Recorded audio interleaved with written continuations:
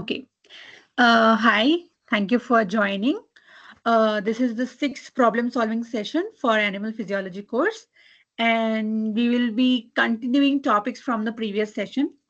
And let's go over the topics first that was discussed in this week. If you remember, the sixth week had these lectures in the, like in the course curriculum. So there were again 5 lectures. The first one was about spatial temporal summation. Next, we moved on to hippocampus. Next, we talked about epilepsy. And then we talked about memory, long-term potentiation, and long-term depression. So it's basically one step ahead into neural system in a continuation of previous week. And the next week will be in more details or in more depth about the disorders and diseases associated with the neural system. But for today, we will only focus on epilepsy because that's the part that was covered in the sixth week, right? Okay. So let me give you a refresher of what all did you study in the sixth week, right? So we started with neuron network. It was important for us to understand what is this network so that we understand the diseases or the disorders or the problems associated with neural system, right? So we started with neuron network. Now, neurons, as we know, they are specialized cells that are, so just a second. Yeah, so they are specialized cells. They are the ones that process and transmit information. We know via the axons to the dendrites. From these dendrites, it goes to the next neuron. So the neurons are connected via dendrites. And so this is dendrite, this is the soma, and these are the axon. So all these are, like they are the route by which your information travels. And these neurons, they are connected to many neurons. So this neuron can be connected to many other neurons. That's what makes the network. And this is for the faster propagation of your signal. Now, synapses are the mode of communication between neurons. We saw last time how synaptic transmission of information takes place. That's between these two junctions where you have these if you remember, neurotransmitters is being released. They are being attached to the postsynaptic receptors, and that they go further carry the information into the next neuron. So that's how information is transferred from one neuron to the other. We looked into myelinated neurons, non-myelinated neurons. What is the difference between them? Why are they different at all? Right?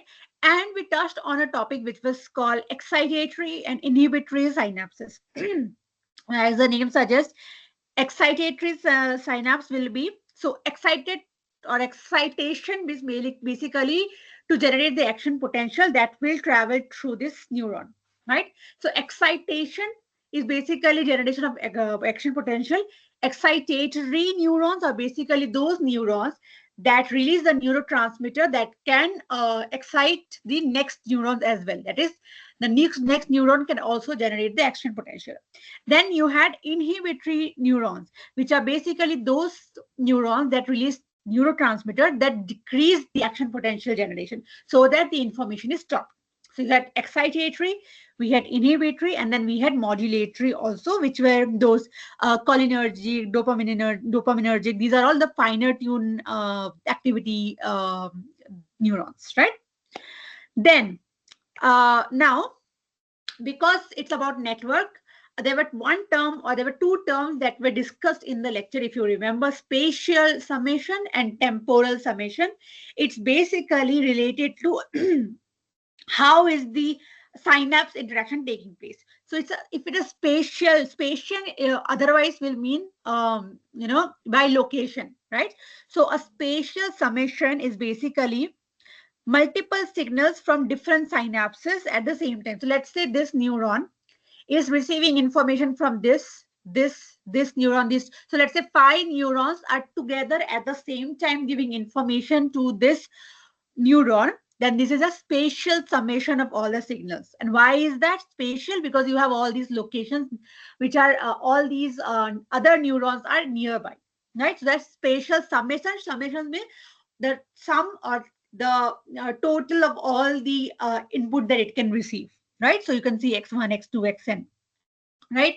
Now the other is temporal summation, which basically means that you have a repeated signal from the same synapse over and over again. So let's say there is one synapse here, which is Basically, this neuron is interacting with one neuron, and that neuron is consistently generating or releasing neurotransmitters, and it's able to communicate via the synapse. So it's just one neuron communicating over and over again via the synapse. So it is temporal summation. It's look as how many times it can mediate via synapse, right? How many times it can give signals. So if it is time, it's basically from one neuron. If it is space, it is from different neurons. It's as simple as that. So that's how you remember it: spatially summed and temporally summed. Okay. And then because now you can imagine it's a network, it can have feedback circuits, it can have forward circuits, it can recommend circuits, all basically tells you what is the direction, which we know is unidirectional flow of information, and how the information affects the neural network, right? And lastly, you had a very important terminology with associated with this phenomena, which is called emergent properties. Emergent, as the name suggests, it is coming out of something.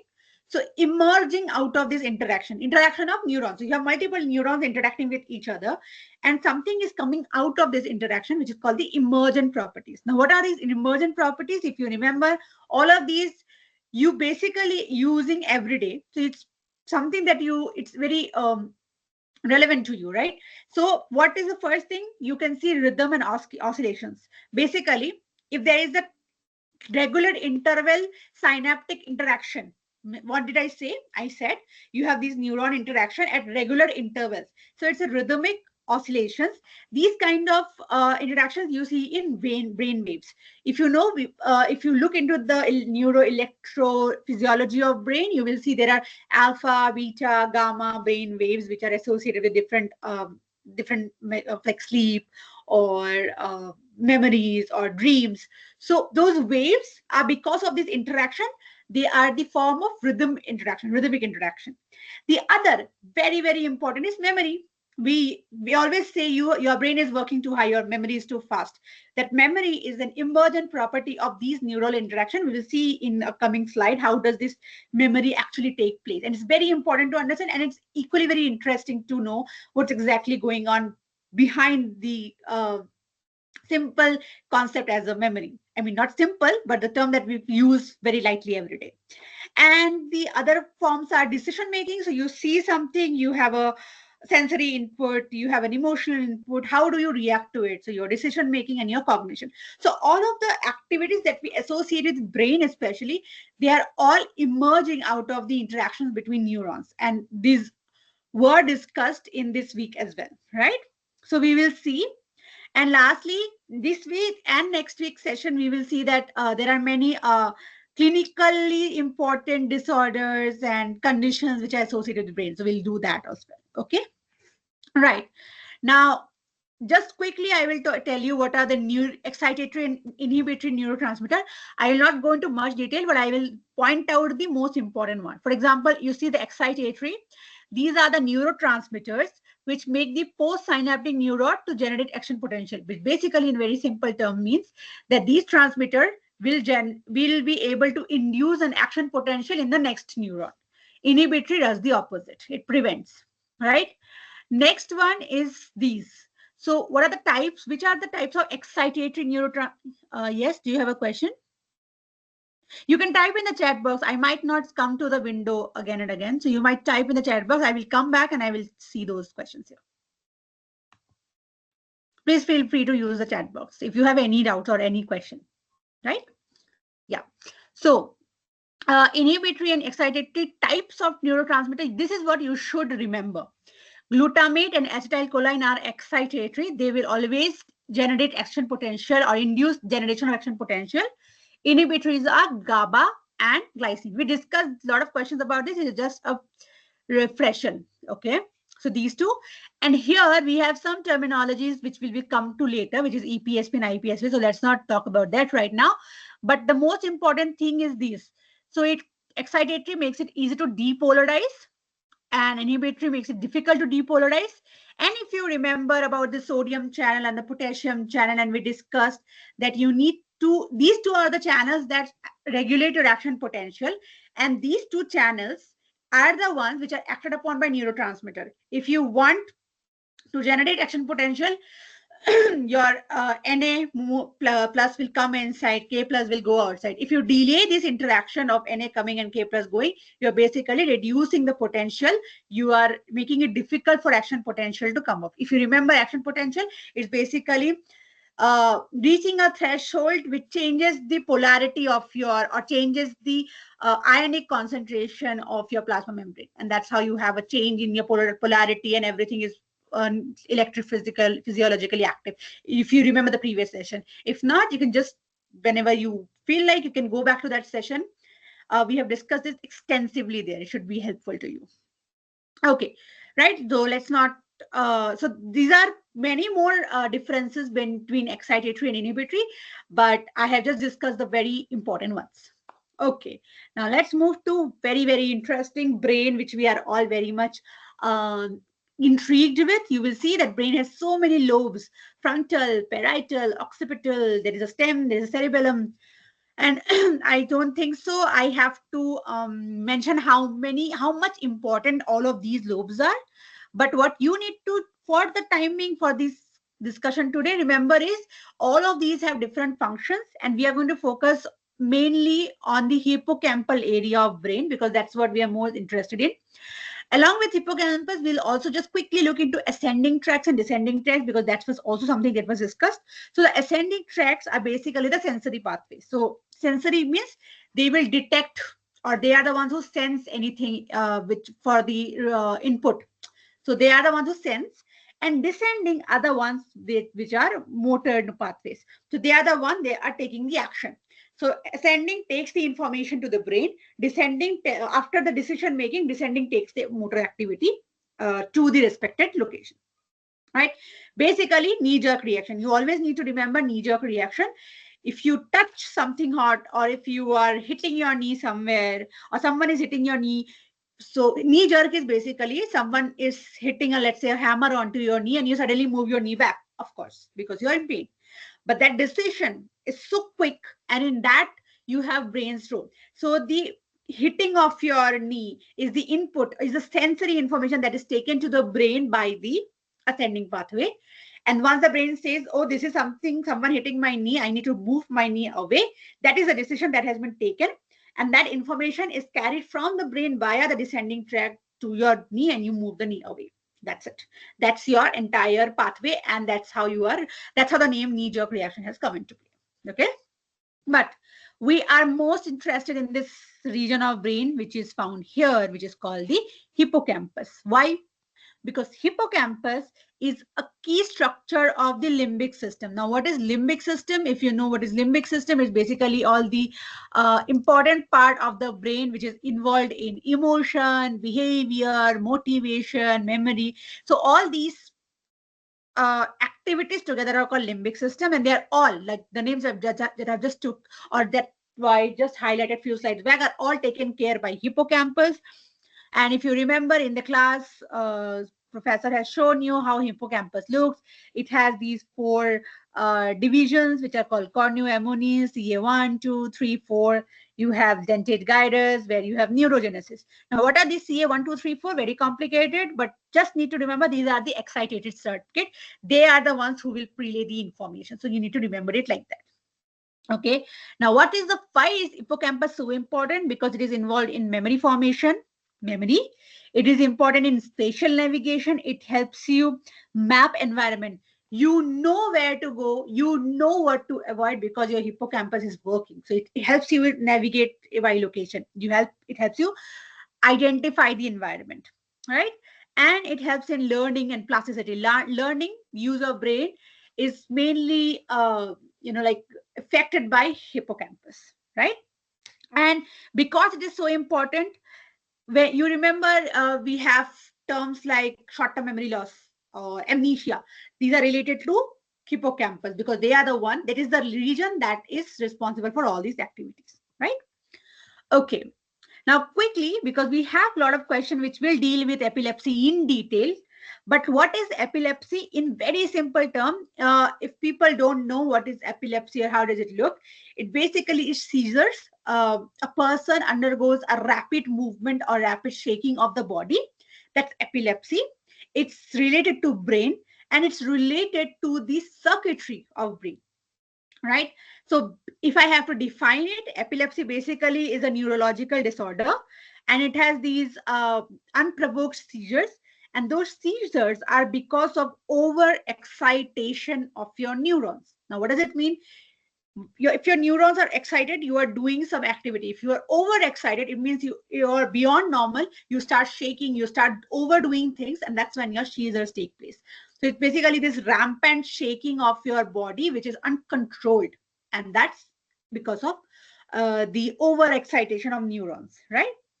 And why is this even taking place? What is the mechanism behind it?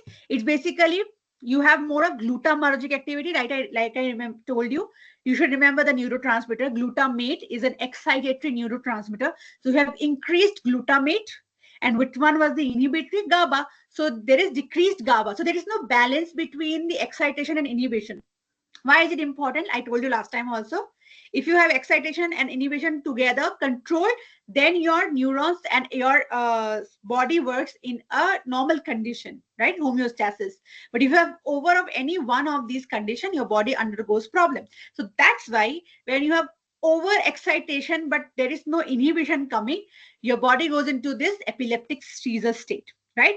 So along with this neurotransmitter, you also have altered ion channels. So for example, sodium channel, it remains depolarized. It's supposed to get repolarized, if you remember, but it doesn't repolarize. It is depolarized. Calcium channel also undergo abnormality, and potassium channel, which is supposed to undergo repolarization, doesn't go so everything that is supposed to work doesn't work in a normal way, and you have this epilepsy, right?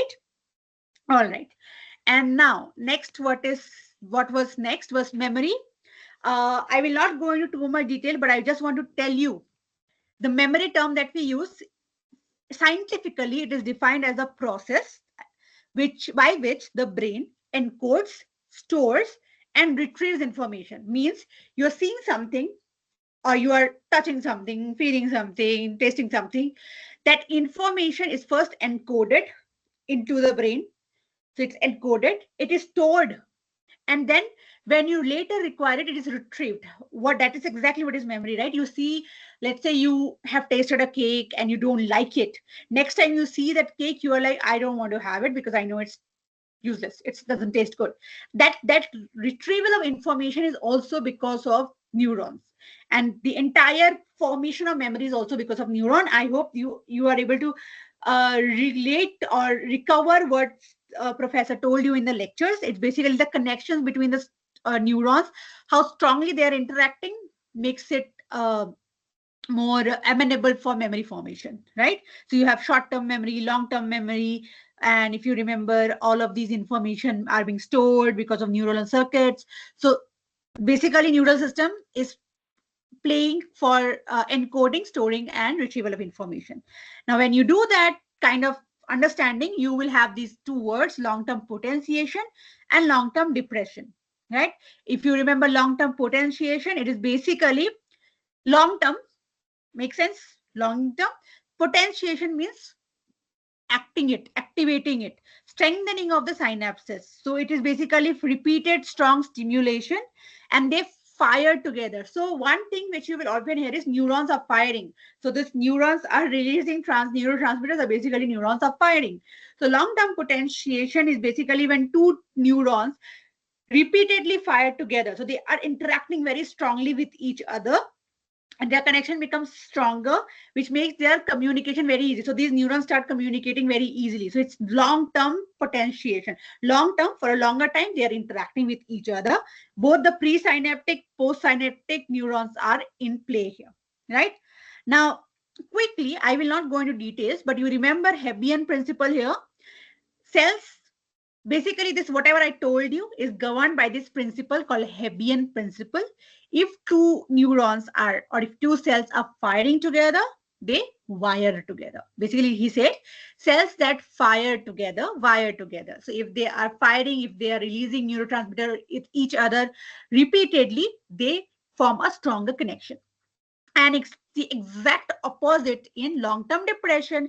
If there is a weakening of the synaptic strength because there is no coordination between the two neurons, there is a long-term depression. They, over the period of time, they start the synaptic signal between these two neurons weakens, and there is no easy communication. And what happens if there is no communication? It's basically there is no relay of information, there is a slowness, there is missing information, there is no proper processing of information, and you have so many associated problems with that, right? So that's why long-term depression is, it's as simple as using the chronology. So depression means it is not interacting. Potentiation means getting activated. That's it. You remember it like this. Now, those were the topics that were discussed in this session. I haven't gone into detail, but these slides will be available online. So, and the slides are quite informative. So whenever you feel like, you can always come back to these lessons, lectures, and you can pause and look at these slides. They will be very. How do the epilepsy patient faint when they are metabolically active? Because of the overuse of cells, because you have uncontrolled. So basically, how do I explain? If you're overusing your cells, you are bound to get tired. You are also using your muscles, right? You are overusing, even if you're metabolic active, because you are generating more energy, but you are at the end overusing your muscles as well. So you do get tired. So there is a conflicting. I mean, you can also see it like this: if you are running too fast, or if you are running, if you're over exerting yourself, you ultimately end up falling down, or you ultimately feel dizzy, if you remember. So epilepsy, for an epilepsy patient, you need to remember that they have, in a short span of time, done a lot of activity. If you see those patients, you will realize it is very scary to see them, because they have no control over their body. Their body is everywhere, their cells are everywhere, they're doing everything. It's more than metabolically active, they are being electrophysiologically active. They're very high electrical energy in them, they're very high usage of body cells, so they get tired at the end of it. Then that's how they are, like they give away their, at the end it's all dropped together, and that's how they lose the entire body, like entire energy together, and that's how they faint. Because when then the action stops, it was so fast, it was so rapid, that the drop is sudden, and there is no how do I say, stock, or there is no something that revives them in faster time. So there is nothing to revive them slowly, so they have less of energy at the end, and that's what makes them exerted. I hope I'm able to make you visualize what is happening. Because in my, let's say I'm talking right now, right? If I talk too much, after a certain point, my voice will go, because I have not used I don't have reserves exactly. So if suddenly my seizures stop, I have nothing to back me up. So I get overexerted, and they just drop on the floor, and they get fainted because of the overexertion. I hope that makes sense. If not, please let me know. I'll explain better. Please use the chat box for that. Okay, and in the meanwhile, let me start with the questions so that you get more versed with the topic. Um, yeah, and I have skipped a lot of topic, because if I start explaining that, it goes to the entire class. I would rather want you to focus on the questions, and then thank you. Okay, let's do with this question answers, and then we will see whenever whatever happens. Okay, all right. So the first question, like I said, glutamate receptors are present where? So glutamate receptors, we know glutamates are action potential generating, they are excitatory, but where are the receptors present? Basically, which postsynaptic neurons have these receptors? And AMPA and NMDA. So we'll see what these are. But first, I would expect you to answer.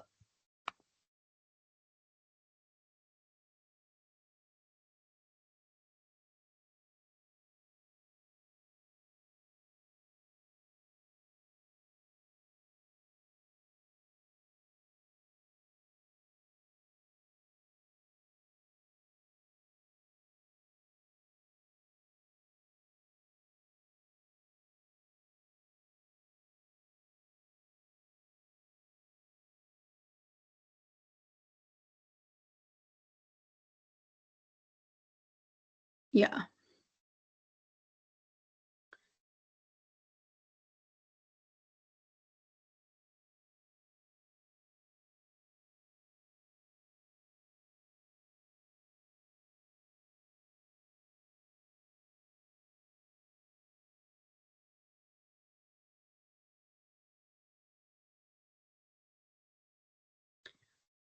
1A, 2A. Okay.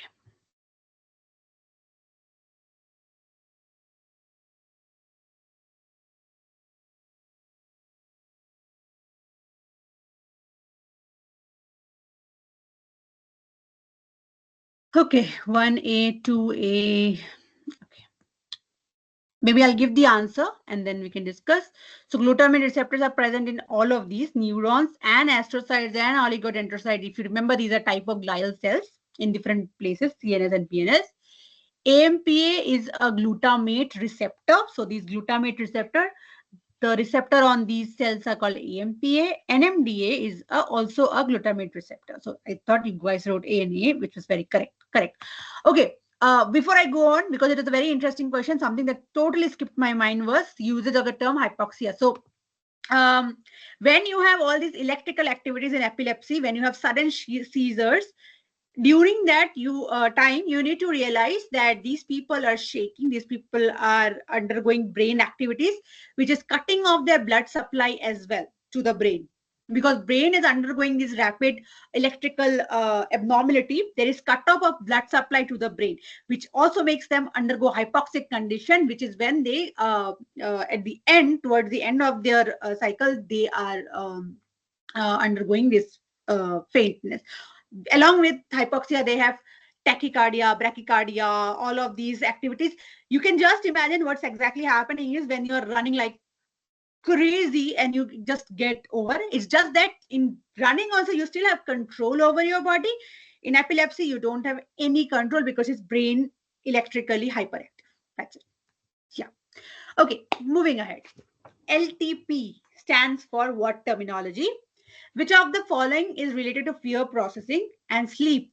Circadian rhythms and body temperature are controlled by neuronal circuits in which part? So you will get questions like this, which are also from the exams. I have included some of this, but I didn't discuss it today because these are a recurrent topic. The more you read it, the more it becomes easier for you. So try to remember the lobes, try to remember the cortex, which are used in where? Oh, where are they present? Yeah, okay. I will just answer it. Okay. Right. Let me just finish my thought process where I was, and then I will come back to this question. Like I was mentioning, I'm not cutting you off. Just give me 1 second. I'll just finish that thing because those questions will keep coming in the slides and I might not explain all of them very much. Most often, most of these questions, which are related to different kinds of emotions that you see, uh, the more you read, the more it will become clearer to you.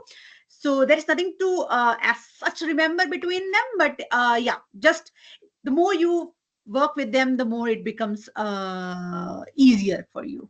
Okay. Yes. Sorry. What was the question? I'll come back to it again.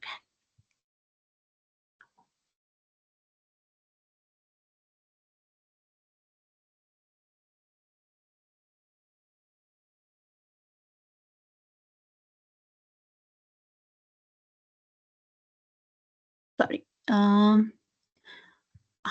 Okay. Okay. So just telling you once again, if you are asking where they are present, it means which cells are you asking? Where means which cells or where in which locations?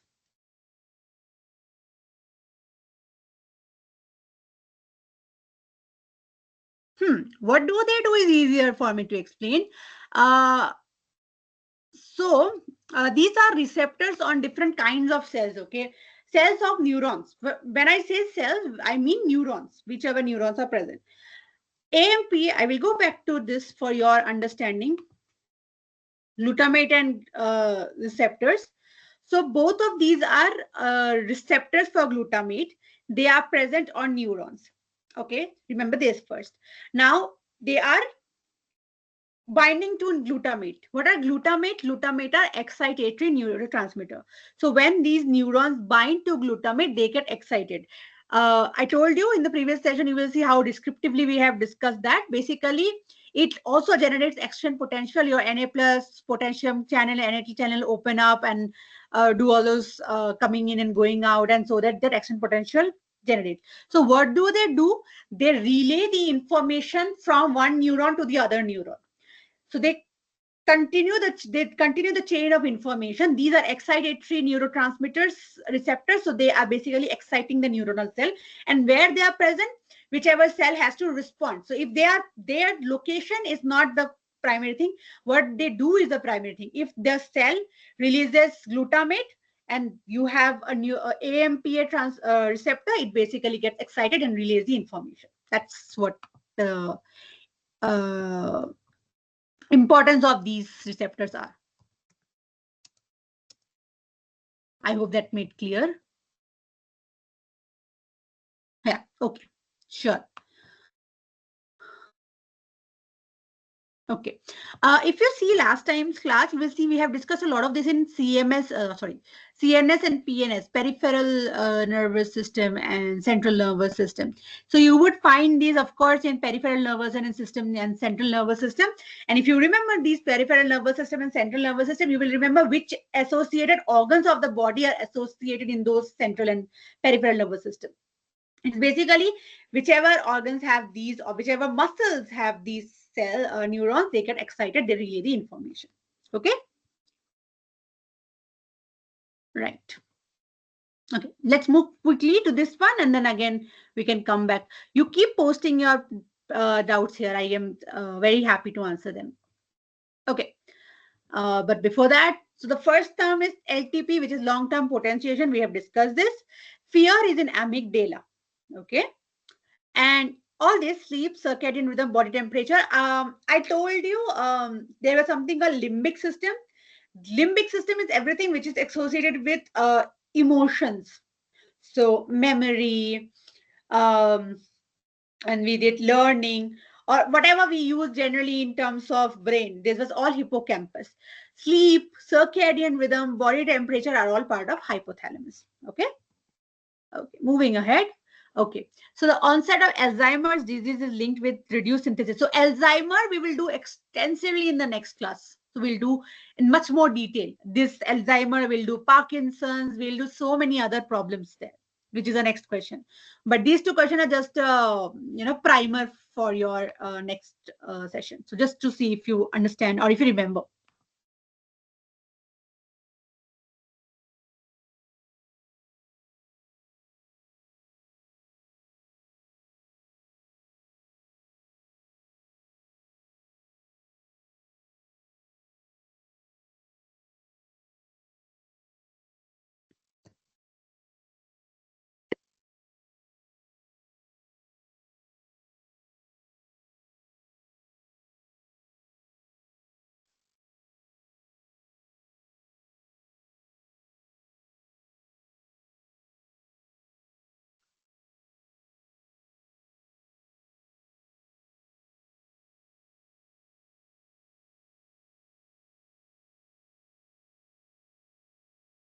Anyone?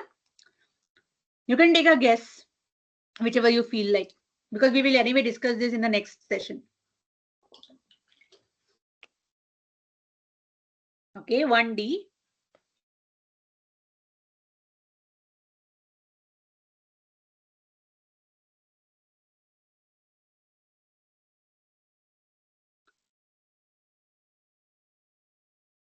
One D, 2B,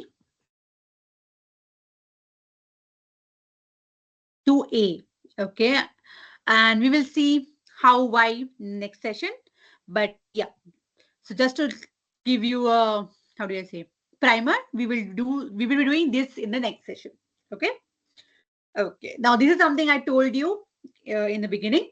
Spatial summation. What does that word mean?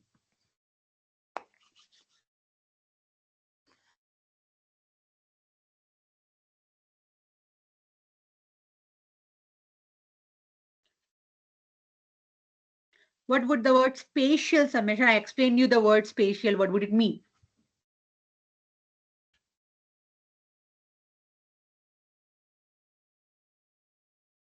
Anyone else wants to take a guess?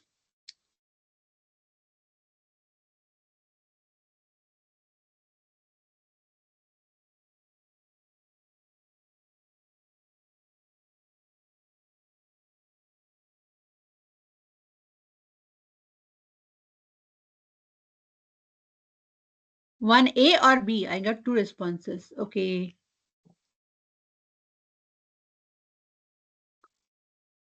Anyone else?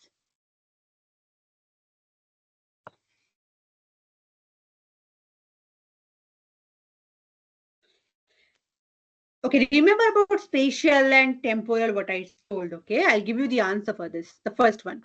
What does it say? Multiple presynaptic neurons fire at the same time onto one postsynaptic neuron. Basically, one neuron is receiving information from multiple neurons. So location is different. So it is spatial. If one presynaptic neuron is interacting with the postsynaptic neurons multiple times, it is temporal because it is repeated interaction. So it's more time. So it's temporal. If you have more neurons interacting with one neuron, it's spatial summation. Okay, that's how you remember this. Okay. And it makes you come to the next question. What is temporal summation? How do you explain? How do you define it?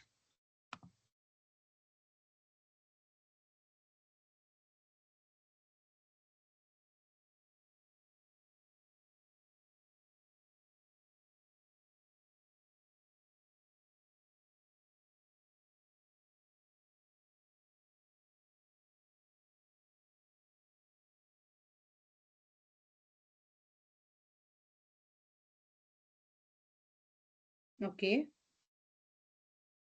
I just said what is temporal. But so you need to remember, if you want a solution for this to remember, just remember number of neurons.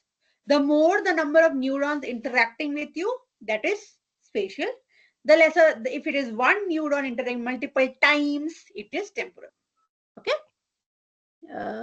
Yes, and that brings to the second one, the timing and the frequency of action potential from a single presynaptic neuron from a multiple presynaptic neurons. Multiple and single are the keywords. Okay. Then, what is OTAPS? If you remember, this is a word that was used in the lecture, OTAPS. Do you remember what word is this?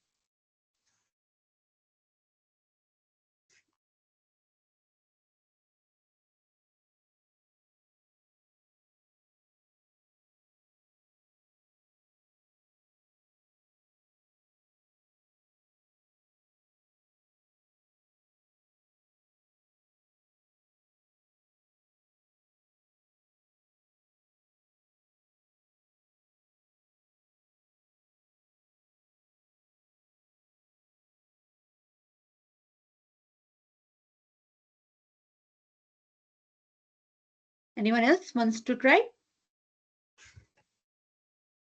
You're free to type in the chat box. It's okay if you get it wrong. OTAPS, the word auto in any sense would mean on itself, right?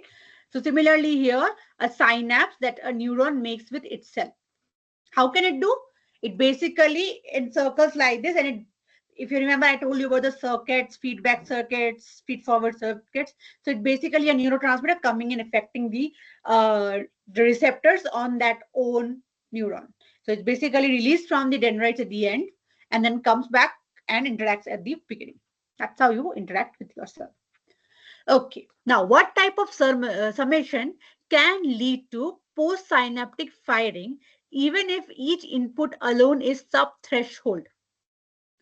Read the sentence first and then I'll explain. Postsynaptic firing would basically mean generating action potential, exciting the next neuron.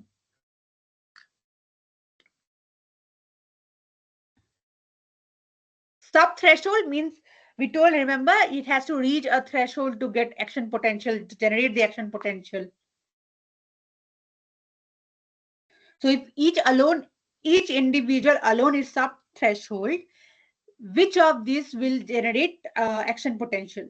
Well, basically, which one of these will induce or excitate the next neuron?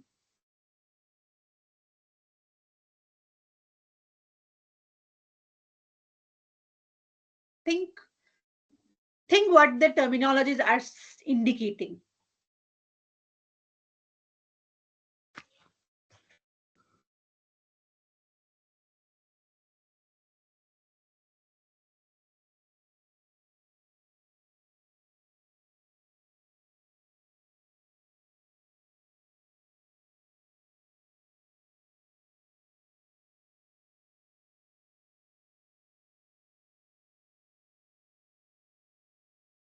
Think in these terms. You have spatial summation, you have temporal summation.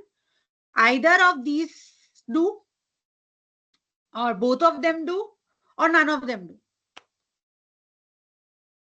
Do means excited the next neuron, basically relay the information. So if one neuron is coming to the synaptic end, and at sub-threshold level, it is giving the neurotransmitter, or it is relaying the information, one neuron, and versus it is summing up. Okay, I hope I'm able to explain it to you. So let's say you have a neuron here. This is one neuron. This is multiple neurons. Okay. Now let's just consider one. This is post-synaptic because this is after synapse. So post-synaptic. This is before synapse. So it's pre-synaptic.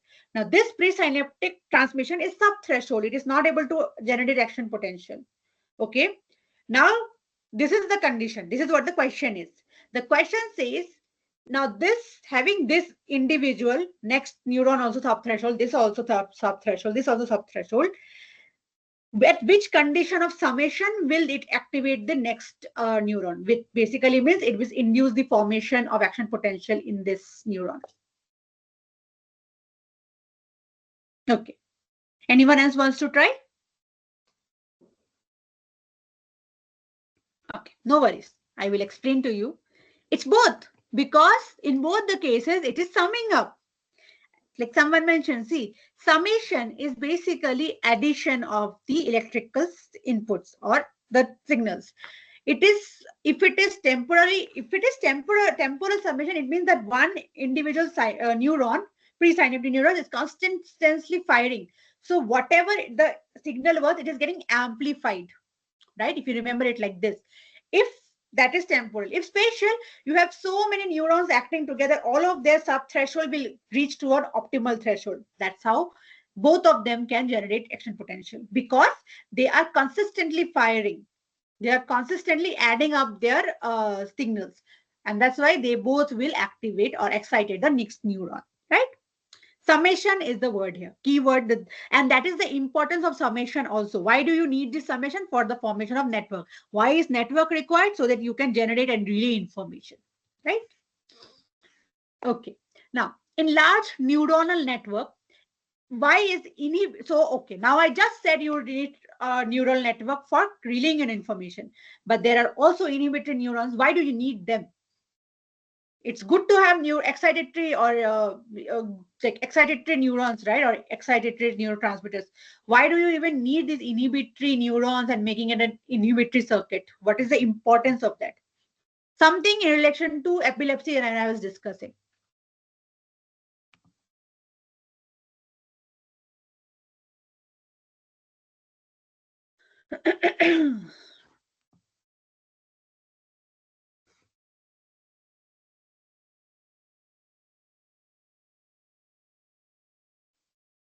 I gave you the hint what is bit. So I was discussing about inhibitory in the when I was answering about epilepsy or discussing about epilepsy. So I kind of gave you a hint there and hint here as well. What would be the answer to this?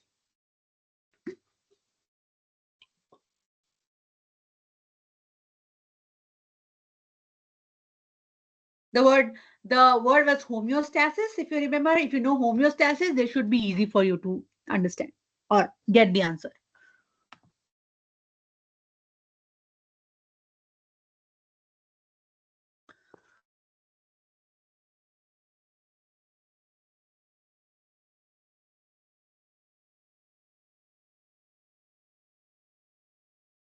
Anyone? Take any guess that you would like to believe is the closest answer.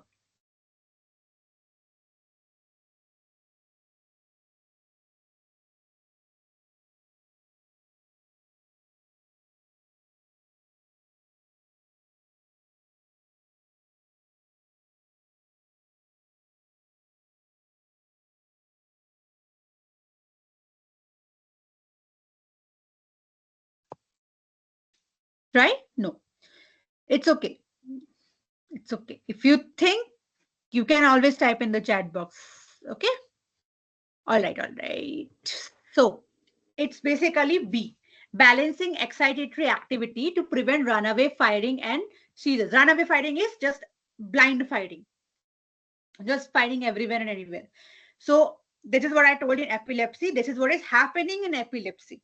You don't have inhibitory circuits, so your neurons are always firing and it is hyper excited. You don't want hyper excitement. Everything will be over exhausted, overused, and you will get your every cells will be in hyper excitation mode. You will have cutoff of blood supply. Everything is disbalanced. So for keeping it in balance, if there is excitation, you also need inhibition to restore and bring it back to normalcy, hemostasis, balance. Okay. Okay, now this is something that I was talking about when I was discussing about the neurotransmitters. So let's see if you can understand. So there is something called excitatory postsynaptic potentials. The word tells a lot of the things. Now, what do you think it is trying to tell you?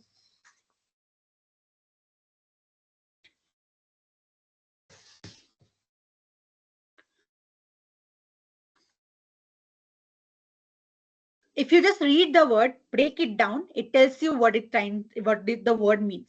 Excitatory postsynaptic potentials, right? So what do they do?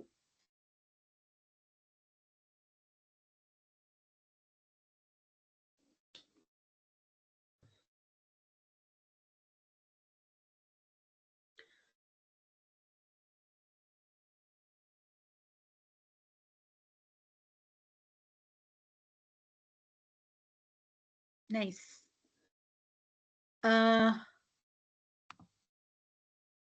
Okay. Lakshmi, can you see the question now? Are others able to see the EPSP question?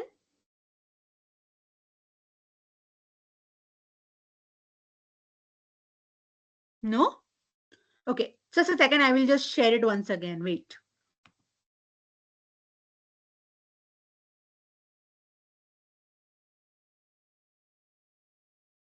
Are you able to see my screen now?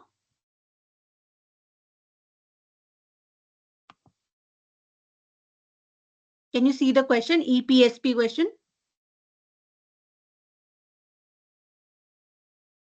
Okay. I see Shahana is responding. Can the others also confirm? Because I don't know if it's only with 1 or 2%, because 1% did say yes. Okay. My suggestion, people who are not able to see, can you just try to join again, so that just to ensure that it's not at your end. So you can join by again. I'm sure you will get it back, because some people are able to see.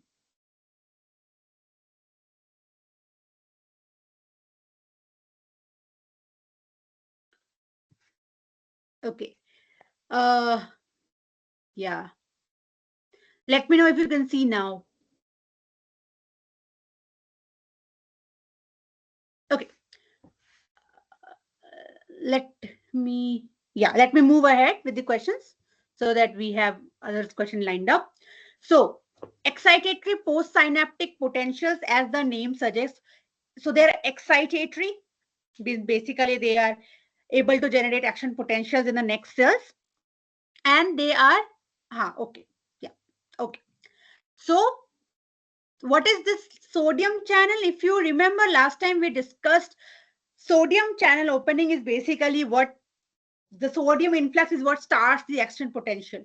So if you as a neurotransmitter want the next neuron to generate action potential, you are supposed to open up the sodium channel, and that's what exactly happens. These result from open sodium influx through ligand gated ion channel. So you open up the sodium channel, sodium moves in, and you generate the action potential, and that's your information relay. That's it. And the opposite, if you're inhibitory, you will exactly not do this. You will not open the sodium channel. There is no sodium influx. That is delayed, slowed sodium influx and higher potassium outflux, so that your higher potassium. So the potassium has to move out. Potassium also doesn't move out. Sodium also doesn't come in. So your action potential goes down, right? So inhibitory ones stop this. Excitatory one open up the sodium channel. Sodium influx happening. That's it. That's the idea. Okay. Okay. Now, in a vast mesh-like neuronal network, emergent properties, which I discussed, what is emergent properties? Properties like rhythmic oscillations or synchrony. What is it depends on this? Also, I told you when I was discussing about emergent property. What is emergent property? If you try to remember from that slide.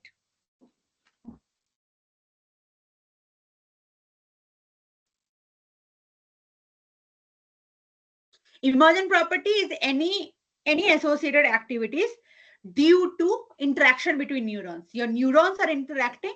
That's why you are having these properties. For example, memory, for example, learning. So these are emergent properties. Why are they happening is the question here. Is it because you have many neurons? Or is it because there is a precise pattern of the connection or the interaction? Is it because there is one neuron which is like firing to every neurons, or is it because it's very random? So is the new firing random or directed? That's how the question points down to. What do you think is the correct answer here?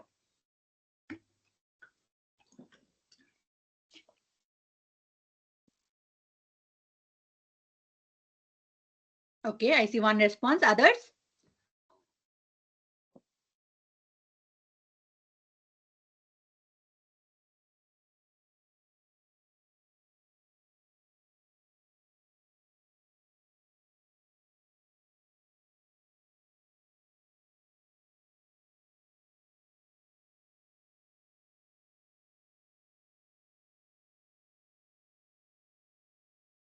Anybody wants to take a guess, or anyone who wants to attempt answering?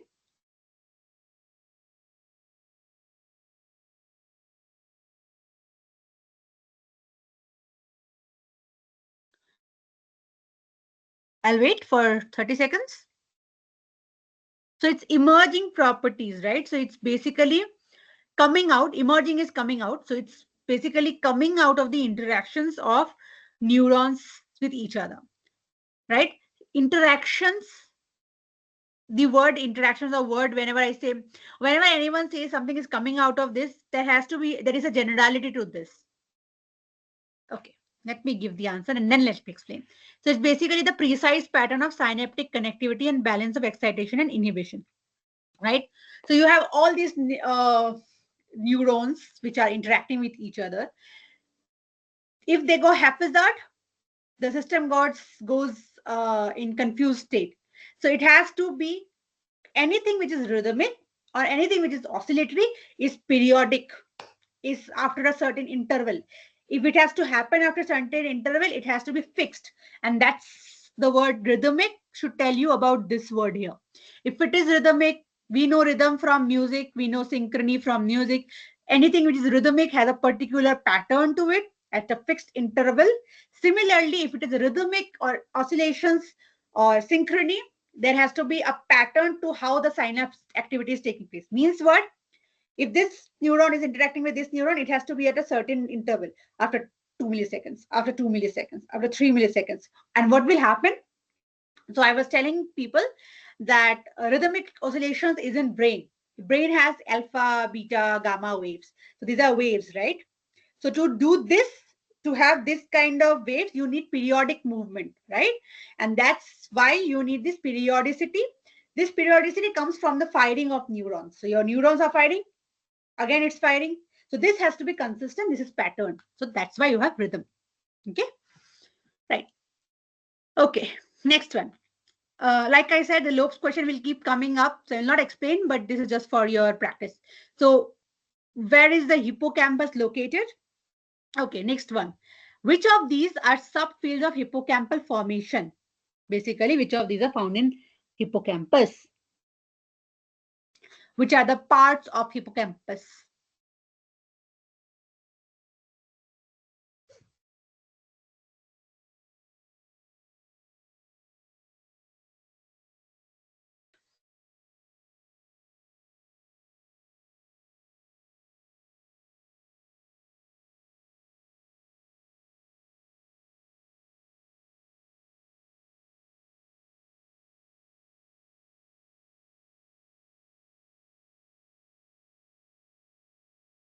Others? Anyone else wants to try?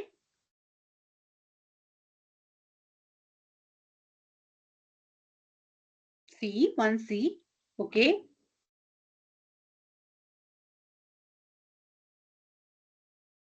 Second one, which is basically talking about the sub parts of hippocampus.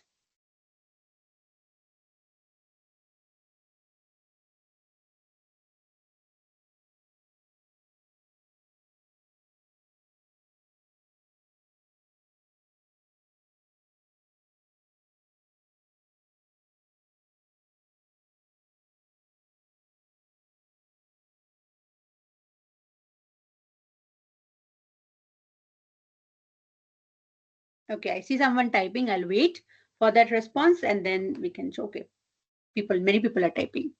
2A. Okay.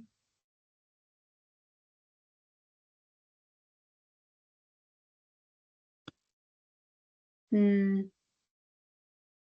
Okay. I will, yeah, I'm just wait for the person to type. Others on the meeting today also can type, but like I always say, there is no stress. I understand that altogether a topic can be overwhelming, but please try. If you have any doubt, also use the chat box to put your message. And this crowd says CNA. It's always a very smart crowd here because they are always very well aware of everything. Very good. So the hippocampus from temporal lobe and the subfields of hippocampus is CA1 to 4, which I had discussed a while back, dentate gyrus, and cubiculum, right? All of them have their own particular role. We'll see what. Okay, now, which of these regions that you just told me is associated with memory consolidation and spatial navigation? I told you hippocampus is responsible for spatial navigation. Basically, I told you if you have remembered that going this path is not correct for me, it will you next time will avoid that part, especially navigating. You know where to take left, you know where to take right, you know how to move left, how to move right. It's controlled by hippocampus, but in detail, in particular by whom, with which region?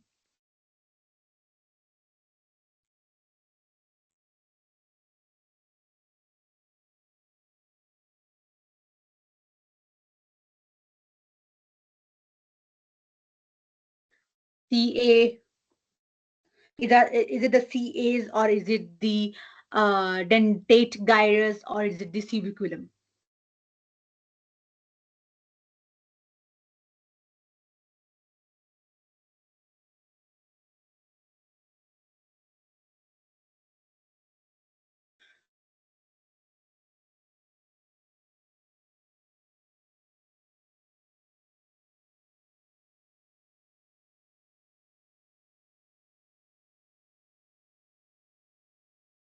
Anyone?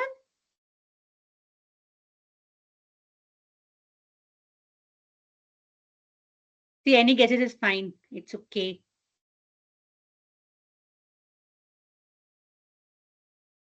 Okay. A or no problem. I just said it's okay. You can take your guess here. It's okay. No worries. Anyone else wants to attempt? Someone said A, someone said A or B. Okay, no worries. I will give you the answer. This is CA1. So CA1, which is your cornua immunis, which is a part of your hippocampus, CA1 is associated with consolidation of memory and spatial navigation. I will tell you why and what are the other features doing. I will tell you in the next question, once you do that next question. So which of the following is correct functional distinction? Basically, each uh, each part here is associated with some functionality. So basically, you need to tell me which one is correct.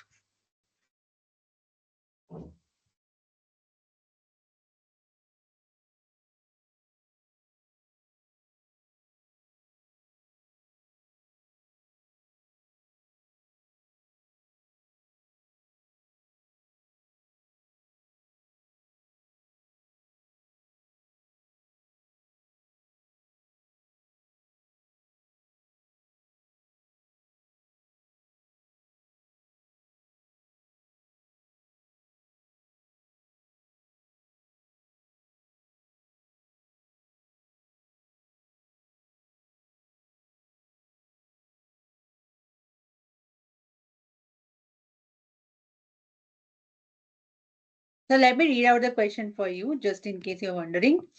So there is dentate gyrus, we know. Is it the input region? And CA1, which you just discussed, is it the output region? Or is CA3 an output region and input is via CA1? Or CA2 is a major cholinergic herb. What is cholinergic? Is basically choline reception, where choline comes and interacts, acetylcholine. And ceviculum, inhibitory interneuron center. So it is the part where inhibition action takes place. So which one do you think is correct option here?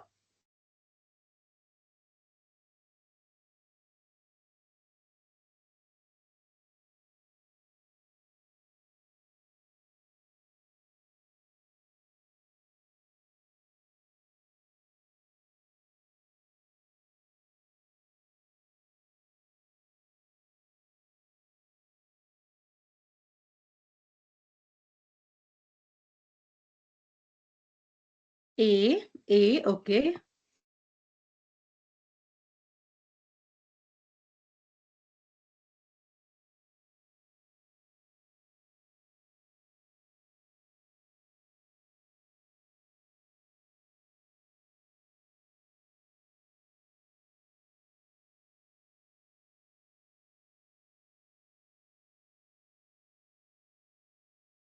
Okay.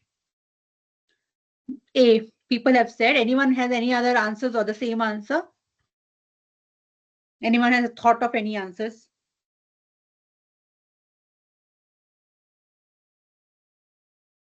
Right. I will give you the answer, and then if anyone has any or else as an answer, you can think what your thought process was. The first answer, like people have mentioned, is the correct answer. You have dentate gyrus as input and CA1 as the output.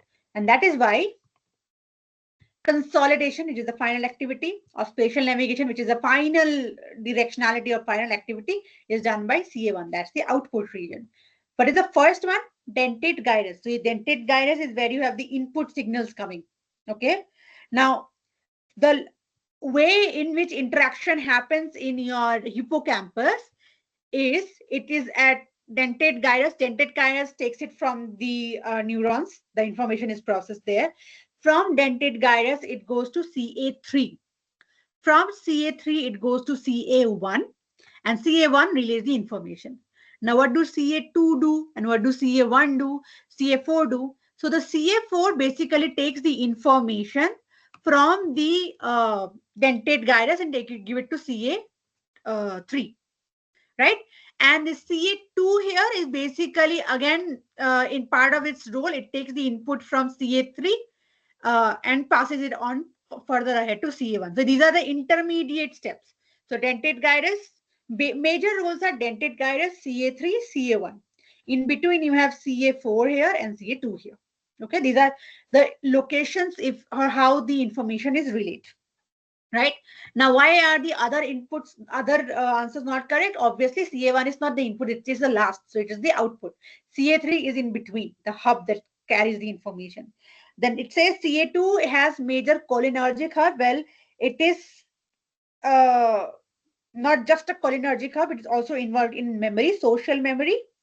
We'll come to that in a while, so I don't want to complicate stuff here. Ceviculum is, it says inhibitory interventions neuron. So it's just not the center of an inhibitory action, it is also part of the output relay. Ceviculum is also part of your hippocampus. But the major players are the dentate gyrus, CA3 and CA1. Okay. Okay. Now, pyramidal neurons, which you will find as the most recommend terminology in hippocampus. What are those neurons? What type of neurons are those? What type of neurons can they be? It's very logical.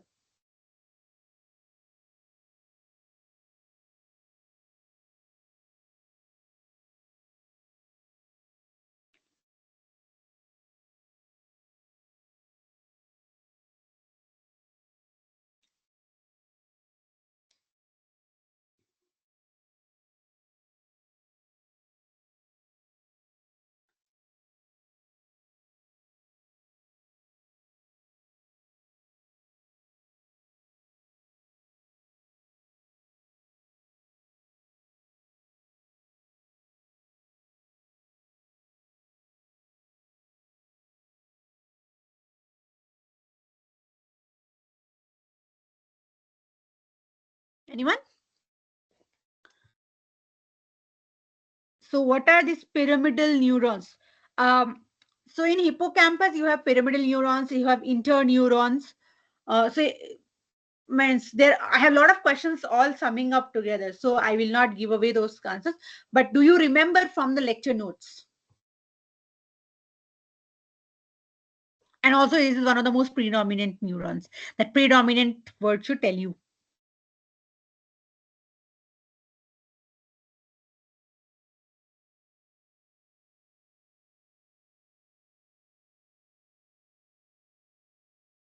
Right. Anyone else wants to make an attempt?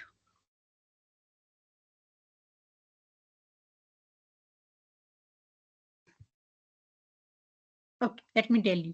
Let me give you the answer. Glutamatergic. Glutamatergic is, or glutamatergic is basically excitatory neurons, and you want excitatory neurons in your hippocampal cortex, which is your pyramidal neurons, right? Okay. Okay. Now, the hippocampus communicates with other brain regions, if you remember all those lobes regions, with a major pathway. Do you know which pathway?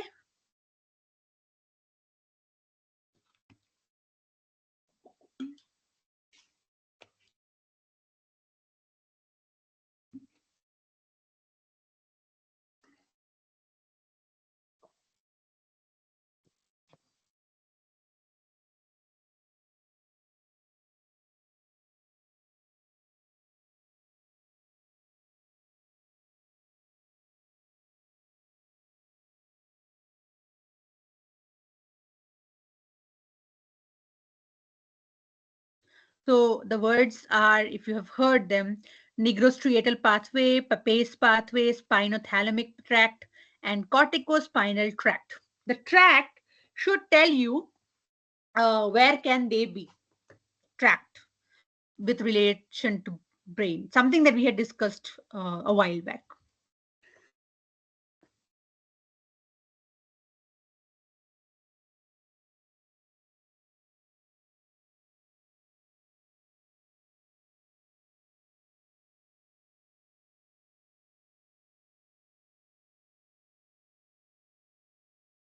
Okay, anyone?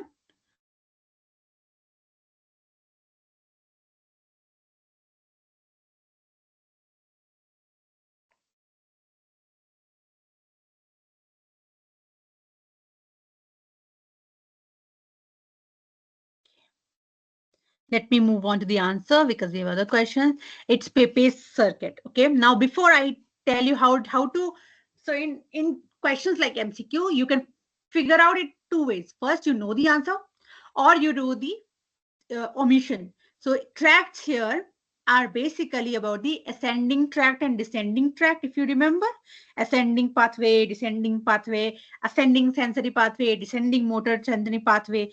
So you also had the ascending sensory tract and descending motor tract. So I told you this tract can help you realize these are part of your brain, and we are not talking specifically about the hippocampus here, right? So those take away from these questions. So the spinothalamic is part of the ascending pathway, and corticospinal, if you remember, professor had discussed this in one of the lectures. He showed you from the cortical spinal, you have the descending pathway. Previous week's lectures, I think. This nigrostriatal pathway is part of your dopamine pathway. So whenever your dopamine is involved in any motor control, this Pepe circuit is the one which is responsible for hippocampus, right? Okay. Now, I told you about pyramidal neurons, right? I also told you there is interneurons as well. So if pyramidal neurons are predominant neurons, that they are predominantly glutamatergic, what could interneurons be?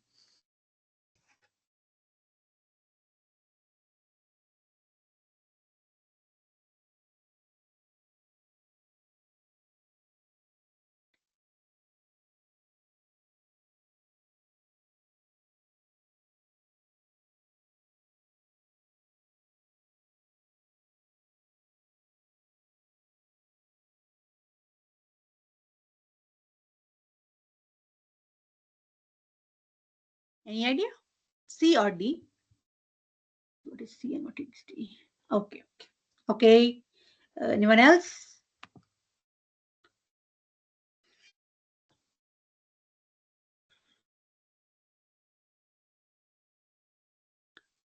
We did about cholinergic and serotonergic, right? In previous question, where did we do it?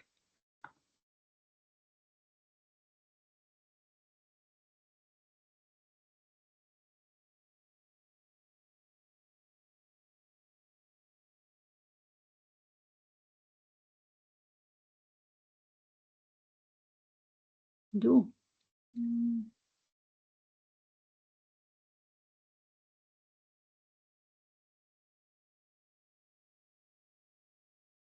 B. Okay. Anyone else? See, I told you pyramidal neurons is glutamatergic. Interneurons would then be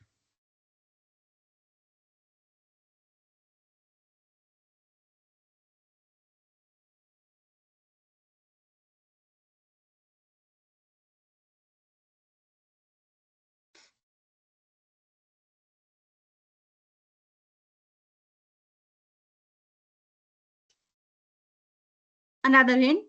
Glutamatergic or glutamatergic are basically excitatory neurons. So pyramidal neurons excitatory. So interneurons will therefore be what? And if you know that term, then you know the neurotransmitter also.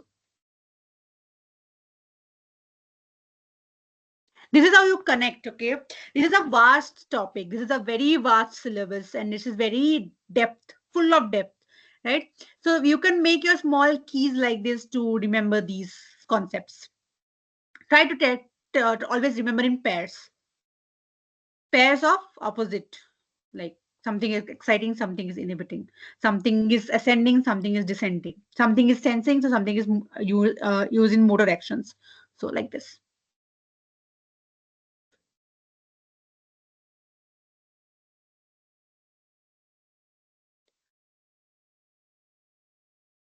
Okay. So what is this? Yes. So I said pyramidal neurons are excitatory. So then opposite of it will be interneurons, which is interneurons is basically inhibitory. So which of these following are inhibitory in nature? That's basically the explanation why you need all of these. Because remember, not all neurotransmitters are categorized into inhibitory and excitatory. You have some modulatory also. Any guesses? It's okay to guess. It's okay. Nobody is, it's not me. I am not going to make it a big thing. Oh, let me tell you the answer. GABAergic. Glutamate is excitatory. GABA is inhibitory. Then what is choline and what is serotonergic? I will tell you in the next slide.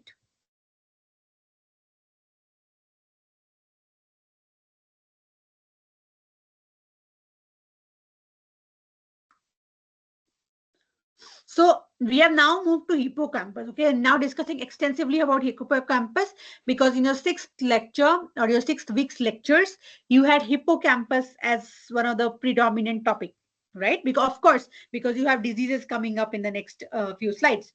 So these are all in relation to hippocampus. So in hippocampus, we did about interneurons, we did about pyramidal neurons. Now we are saying some of the neurons are present in very less amount. This is the question, right? Very small population of these neurons are present. So now, which of these neurons are those neurons? For people who haven't followed my previous classes, the neurons are named according to the neurotransmitter they release. If they release acetylcholine, they will be called cholinergic. If they release serotonin, they're called serotonergic. If they're releasing dopamine, they're dopaminergic. If they're releasing histamine, they're histaminergic. Simple. This is not a very difficult thing to understand. What you need to understand is which population is higher in that region. So which hippocampus is the highest of pyramidal? Understandably, it needs excitatory, but then it also has, in relation, it has the inhibitory ones, which are GABAergic. Okay, these are called interneurons. These are called pyramidal neurons. Now you have some neurons which are less in number. Which are those? Anybody? Any guesses?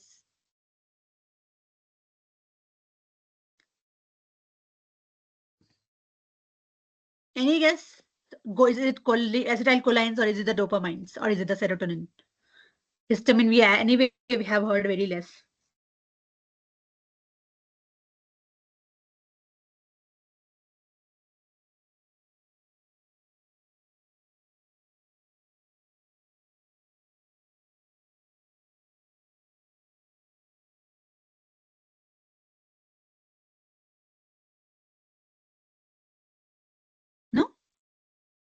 No worries. It all seems a lot, and so I'm sorry. It's cholinergic, right? So the ones which release acetylcholine are the next population. The others, which are serotonin, dopamine, and histamine, they are even lesser. They come in very limited amounts. Amounts mean very limited number of neurons are present. Okay. Okay, let's switch our gear to the next topic discussed, and which is very important and very relevant to us also, because we need to understand that disorders, neurological disorders as well. Okay, the first one is hyperexcitability of neurons. It happens in epilepsy. But why is the hyperexcitability? Exactly why? We know there is a disbalance. What is the disbalance because of? Primarily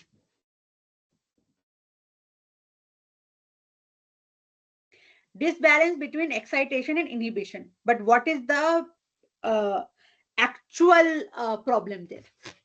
Take a guess. I know that there are two things that are happening. Either your cell is getting hyper excited, so you have over excitation, and you have less of inhibition. But which one is the primary? Feel free. Everyone can answer in this. Whatever you think, A or B. Either it is because of increased action potential or because of decreased inhibition.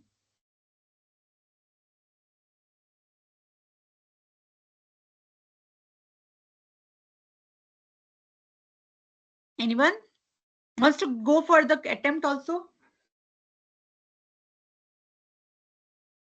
Why is it important? Because this makes you tell which of the factors is actually responsible for seeing the functionality.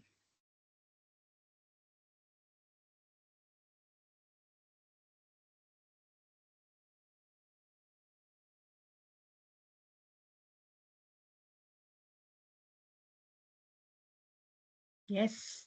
Like I said, this is very smart crowd. It's excessive glutamatergic excitation. That's how you will tell it. Okay. Okay.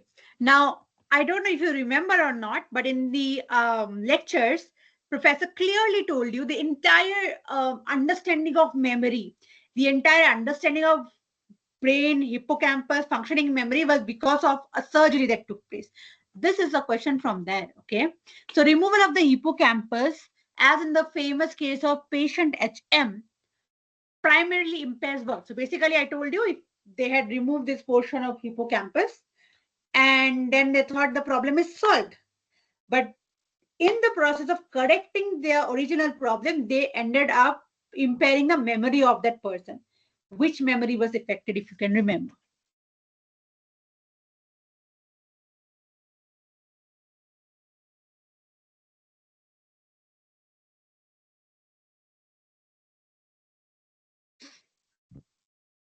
Anyone wants to try?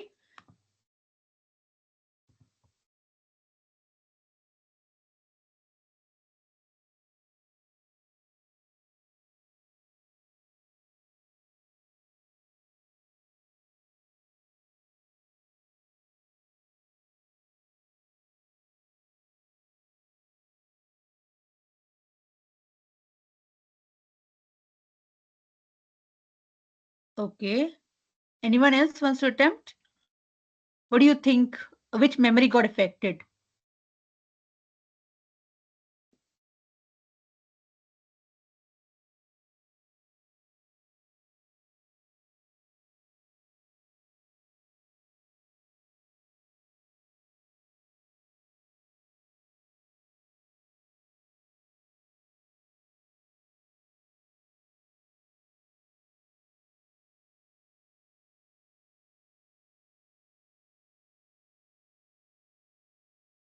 Think if you can remember.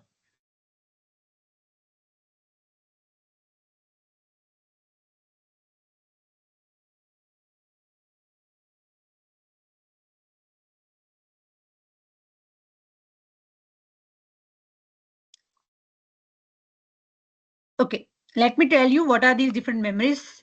So the memory that got impaired was episodic memory formation. Okay, so if you remember when professor discussed about this patient, he said, so let me explain the entire scenario to you. So this guy, HM, This patient had, if you remember it carefully, he had this severe epilepsy. He was an epileptic patient, right? So what the doctors did was they removed part of his brain, and they thought, okay, because epilepsy is because of electrical impairedness in brain, we'll remove a part of brain and that should solve the issue. But what happened after the surgery was he had this lot of um, problems associated with memory. He had anterograde memories, amnesia, retrograde amnesia, this, that. Then it was realized that there are different memories that take place in the hippocampus, and hippocampus has a role in memory formation, all the different types of memory formation.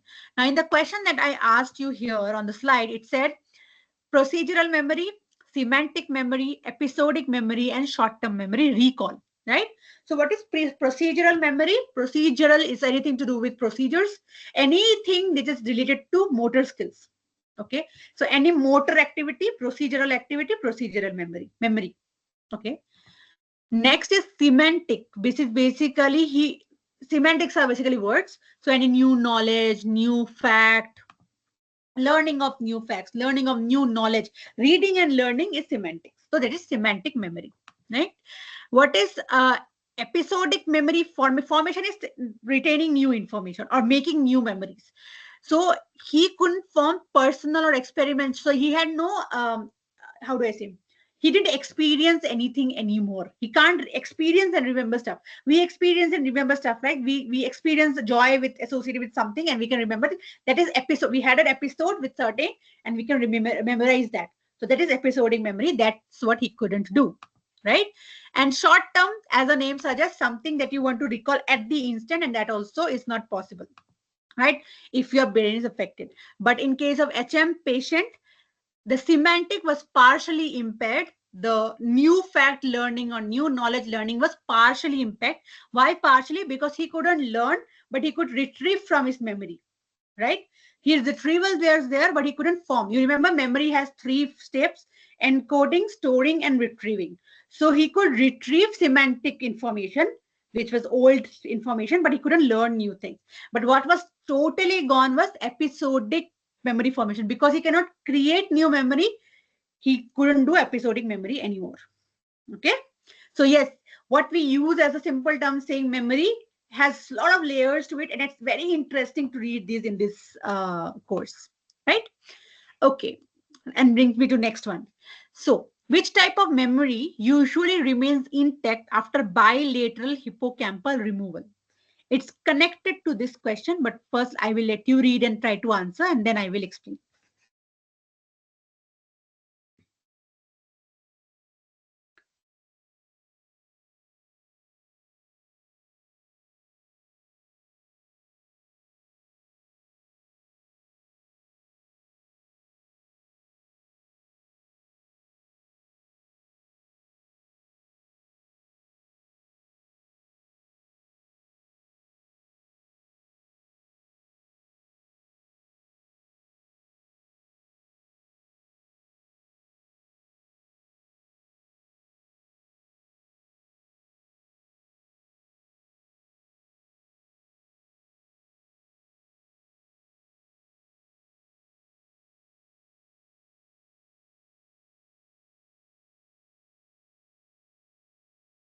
All of this looks very overwhelming, and I understand that's why the silence.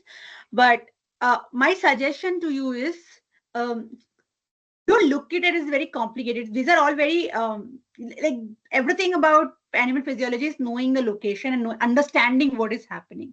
So it looks like difficult in the first go, but once you repeatedly do it, it becomes easier. And that's my entire agenda of putting all these questions here. These questions, if I can't cover in the class today, because we only have few minutes remaining in the, we have 15 minutes remaining, no, 25 minutes remaining. But if we can't finish, these slides will be there. You can always come back to the slides and check the answers. I hope that these repeated questions help you understand the topics much better and remember them, because we can create memory, we can learn. So the more we practice it makes us easier to remember them. Okay. Okay. Coming back to the question, people are typing, but let me just check what the question was. The question was, if you remove bilateral hippocampal or hippocampus bilateral, then which of the memory still remains? Because we just discussed hippocampus is responsible for memory retention. If you remove hippocampus, bilateral hippocampal removal is there, which memory doesn't get affected is the question. And the question is procedural. The answer is procedural memory. Procedural memory, anything to do with motor skills. Just remember it like this, right? So then what is the importance of hippocampus? It is crucial for declarative memory, right? In the previous one, what did we discuss? His episodic memory went away. Episodic, anything that you are doing, you have episodes of TV serials, right? Episode is just small interaction, very how do you say, a present interaction, right? So you're interacting with something. How is this question? It is not different from the question, but it tells you which part of hippocampus did not get affected in the patient. The previous question there was when you're, so let me show you the question there. This question said the HM patient, which memory got impaired? And this question says usually remains intact, means did not get affected by hippocampal removal.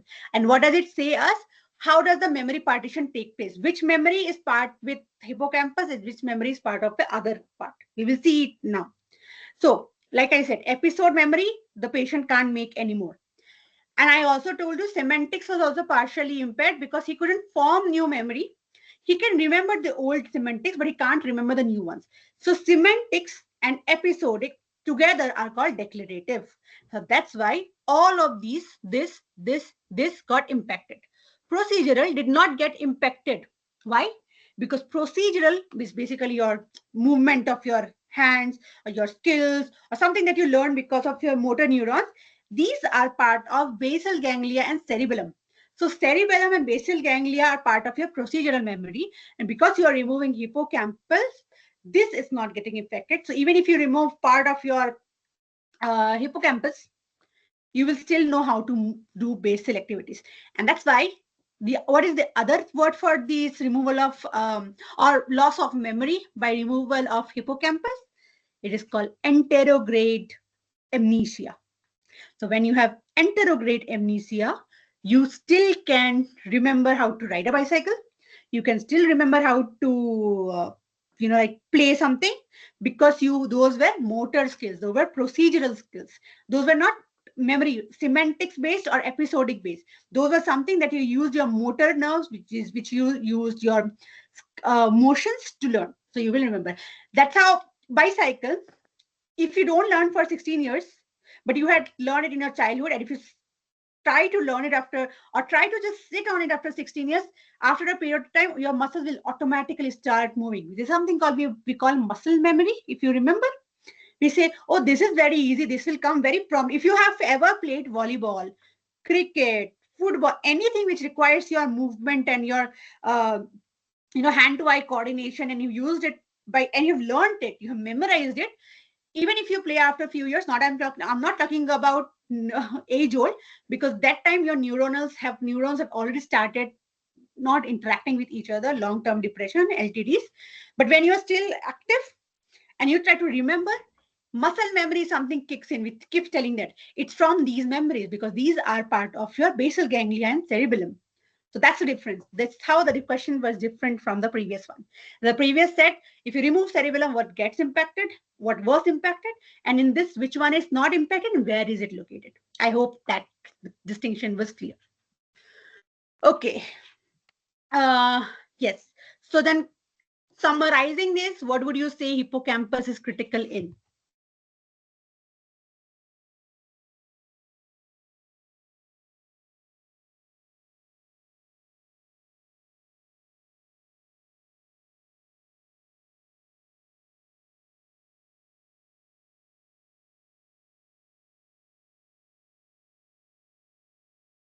Hmm.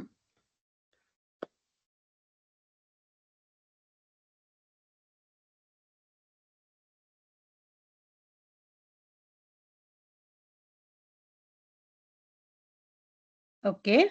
Anyone else wants to based on what we discussed so far? Take a guess.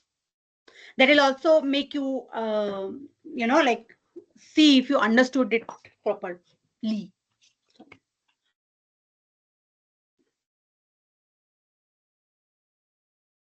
Hmm. Anyone else wants to attempt?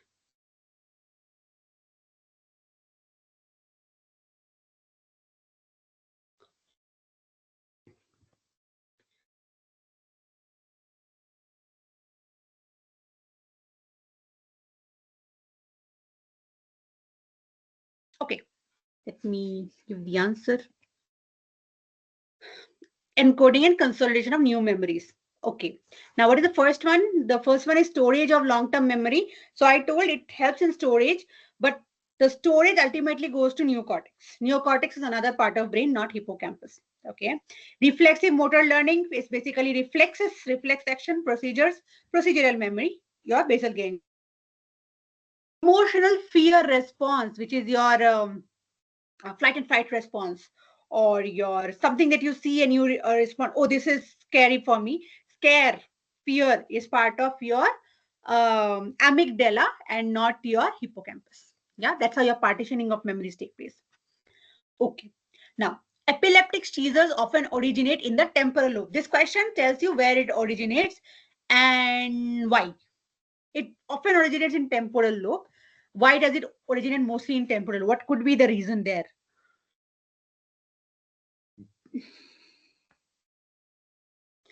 Just it basically linking the terms that we have just read. We know what is interneurons, we know what is pyramidal neuron. Which one do you think makes sense here? You know what is epilepsy? So how does these three words interlink here? So often you will find these kind of questions in your whichever exam you opt for, be it for this course, be it for any other exams. Uh, and if we don't know the answer, we get very confused. If you try to join the dots of the questions, you know the words, you know the mechanism, just connect, you will be able to understand. And I'm sure the crowd that I am seeing is there where you are very smart already. So it just, putting the logic together. So the more questions you practice, the more so objective questions will help you understand better because the options are very closer to each other. So you think more and then the topics get better absorbed. So that's the whole agenda here of these problem solving sessions that we try to tell you how to tackle through this course. Do you so the question here is basically, you have epileptic seizures, we know it mostly generates in temporal lobe, which is an information I'm giving you. Why do you think it is mostly taking place there? So you have high density of pyramidal neurons there. We know what is pyramidal neuron doing. We know it has lacking inhibitory new interneurons, or the other two. Which one do you think is the answer?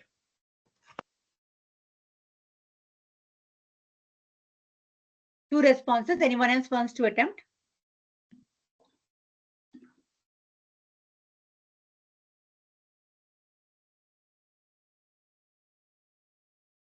All right. It has high density of pyramidal neurons, which are prone to excitability, and epileptic seizures are primarily uh, excitable stage, hyperexcitable stage. Okay, this is something I told when I was explaining the slides. So I hope others remember. There is something called Hebbian principle or Hebb's rule, and that was related to the neuron-neuron interaction, or also called synaptic strength. Let me first ask you, what do you know about it? What do you think is the correct answer here? Okay. Others?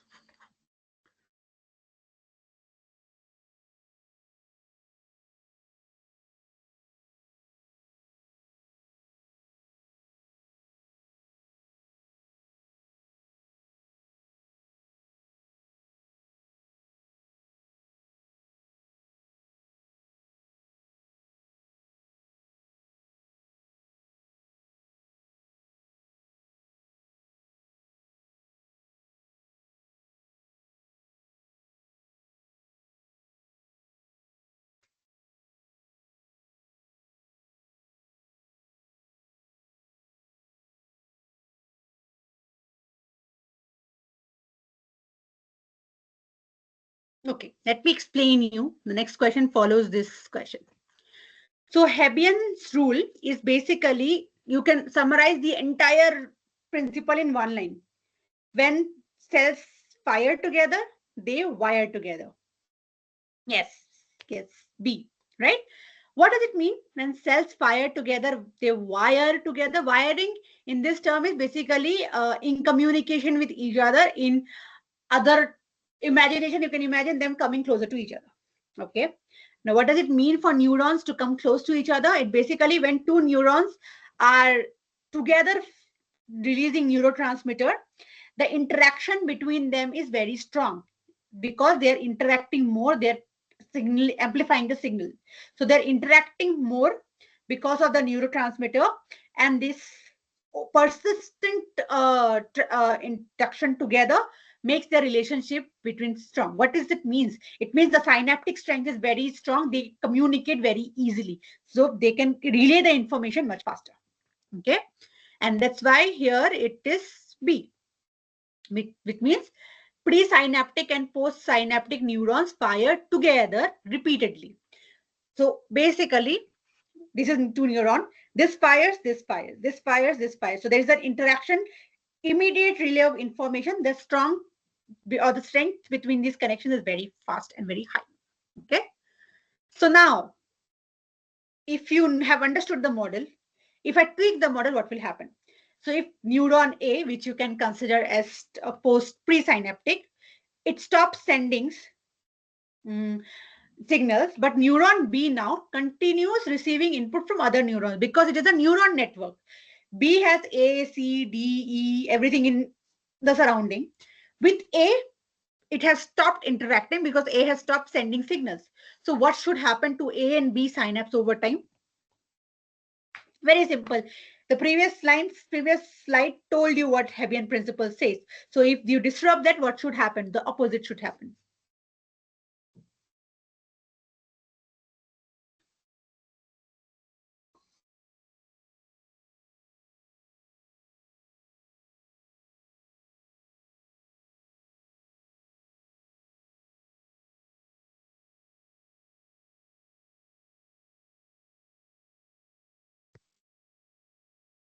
Anyone wants to take a guess?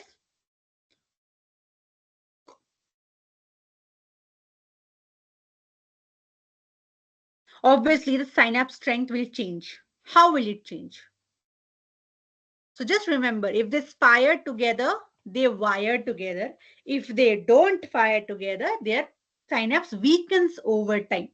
Okay. If for strengthening, it requires consistent interaction. For weakening, the opposite. Someone stops interacting, the others doesn't interact.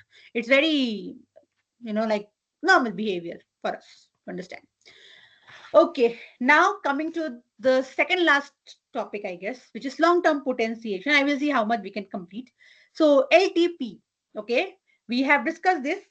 So which one do you think explains LTP better? Is it temporary increase in synaptic transmission or permanent decrease in neuronal excitability, long-lasting strengthening of synaptic connections following repeated stimulation, and random fluctuation of synaptic signals? So long-term should tell you what it means, and potentiation should also tell you what does it mean by weakening. Shouldn't it be unchanged because it can react with AB next time?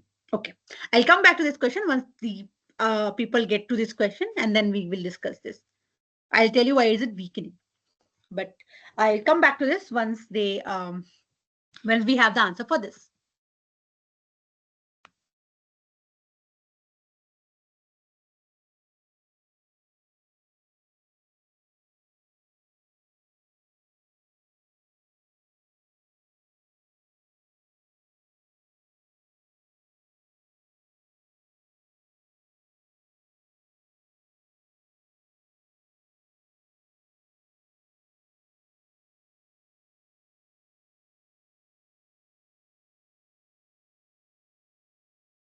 C.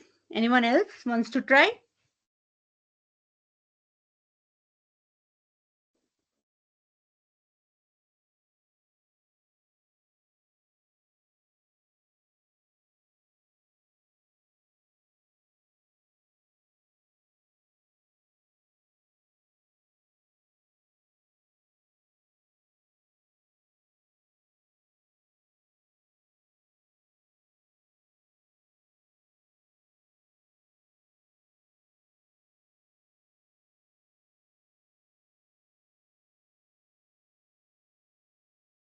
Okay, C. Anyone else wants to try? You can please put in the chat box. I will just quickly show you the answer. Right. So as the name suggests, it's long term. That means long lasting. Potentiation means action potential. So you have these uh, activating of the next neuron. That means both the neurons are interacting. So that's because of synaptic connections. So this potentiation is taking place because of strengthening of the synaptic connections. And like I said, they keep firing together. So that's because of repeated stimulation. Okay. All right. Now coming to this very interesting and very good question. I'll come back to the slide so that people can relate what I'm saying. So the question here was neuron A stops sending signal, but neuron B continues receiving input from other neurons. So the Hebbian model predicts that A and B synapse weakens over time. So what you asked was a postulate, or what was a prediction of the Hebbian model in general terms. Hebbian said, you fire together, you wire together. You don't fire together, you stay unchanged. That's correct. Your thinking is right, but you're thinking only in terms of a model. In real biology, just imagine your neurons have 1, 2, 3, 4, 5 neurons to interact with. Okay, it's in simple day-to-day conductions also. You are interacting with 5 neurons, and out of these 5 neurons, one is not interacting with you. One is not relaying any information. You are ready to receive information, while in that place 4 neurons or 3 neurons are interacting better with you. There is so what the brain or what the body in general wants to do is optimization. What it wants to do is it wants to make use of useful information. So over the period of time, because one neuron is not interacting at all, it will stop interacting with that neuron itself. It will not even try to respond because it has more affinity to the other. So their interaction over the time will weaken, because now it has more propensity to interact with the other, because the other relationships are getting strengthened. It's a competition. You can imagine in terms of competition. It has so many neurons to compete and interact with, and it wants to relay the information in the most efficient way. It doesn't want to waste any information. It doesn't want any useless connections in its circuitry. So one which is not interacting in biological system, it will get out competed, because out of, let's say, 5, 3 of them are interacting very high, and the 4th one is interacting still at it's still interacting, giving some information. 5th one is not interacting at all. Over the period of time, this neuron will stop responding. This connection will get weakened, because this neuron will interact with the others more, and that's how it will shift. So that shift is what is really that is what is indicated by weakening. That's the idea here. I hope that makes sense. Okay, till then, other questions? So a key molecular mechanism, and so LTP we have seen, right? So a key molecular mechanism underlying LTP in the, so why does this potentiation takes place? Okay, thank you. So we know long-term potentiation is basically long-lasting strengthening. What is the underlying mechanism?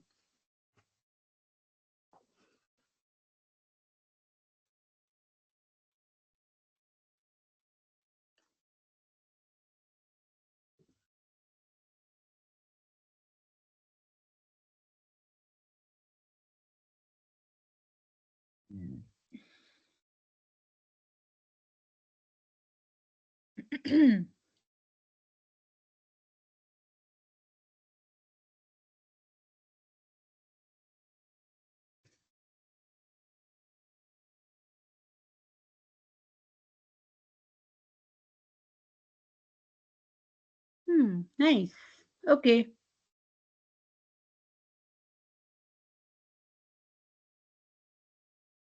Okay. B, right? Like most of you are told. Let's first say why not the others. LTP, you want potentiation, you don't want GABA. GABA is inhibitory. Dopamine has no role in inhibition or excitation. It's a modulatory neurotransmitter. Voltage gated potential channels, these are part of action potential repolarization, not part of these depolarization, or not part of the potentiation. It's a repolarization. It's bringing things back to normalcy. So the answer is NMDA receptor mediated calcium influx. And what happens with calcium influx? If you remember, in the action potential, you had calcium influx towards the neurotransmitters end. So if you're calcium influx is happening, you have these neurotransmitter vesicles going into the synapse and getting opened and released into the synapse. So you have more of this intracellular signaling, and that's what you want. You want synapse interaction more. So your synapse is affected by this calcium influx, and that's because of the NMDA receptor mediated influx. Okay, because we are talking about synapse here, we are not talking about action potential. Okay. Okay, so long-term potentiation is most strongly associated with which brain function? So we just talked about potentiation. What would potentiation do? Why do you need this strengthening of synapse at all?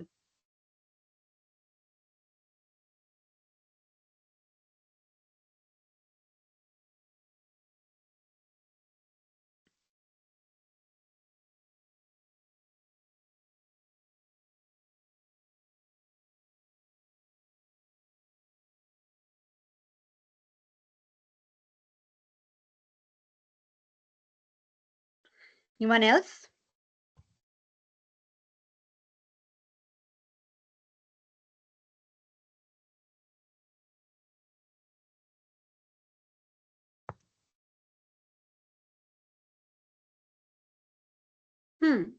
Correct, right? Because that's what we have been discussing so far. Sleep regulation, reflex action, and neuroendocrine control are in other part of the brain.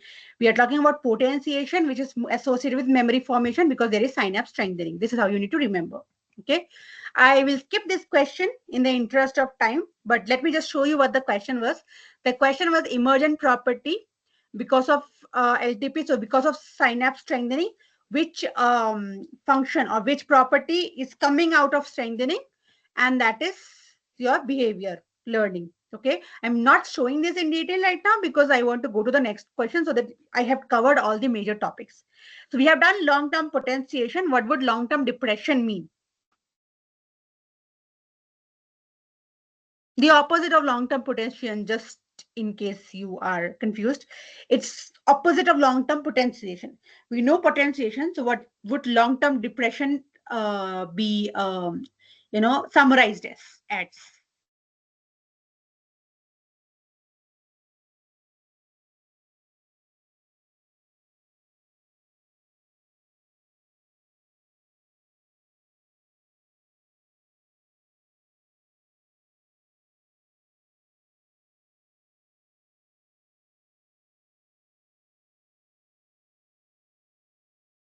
Okay, anyone else?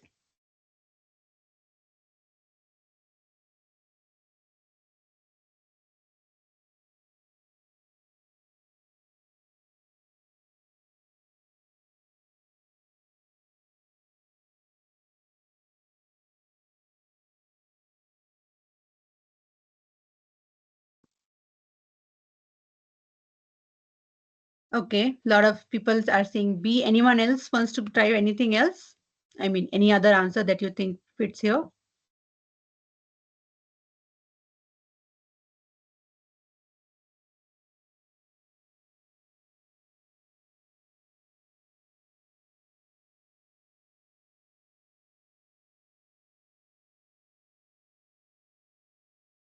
Yes, let me give you the answer.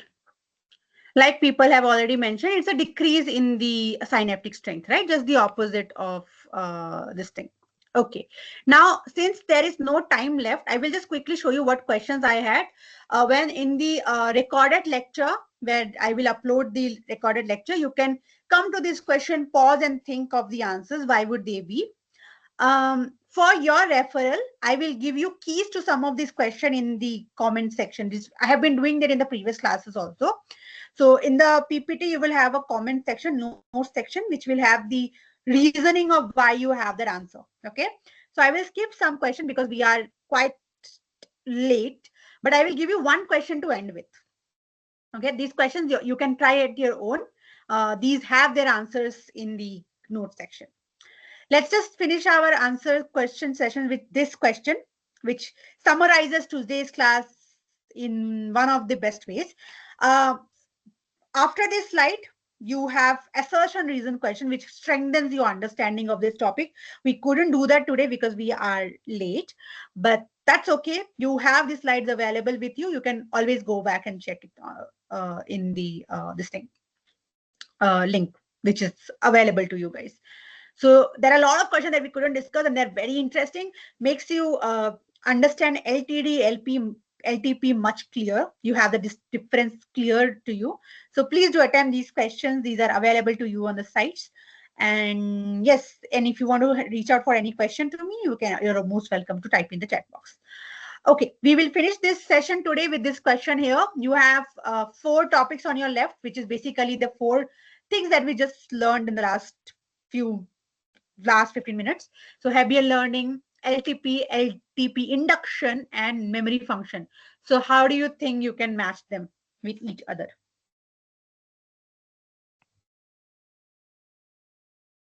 Yes, please feel free to type the question.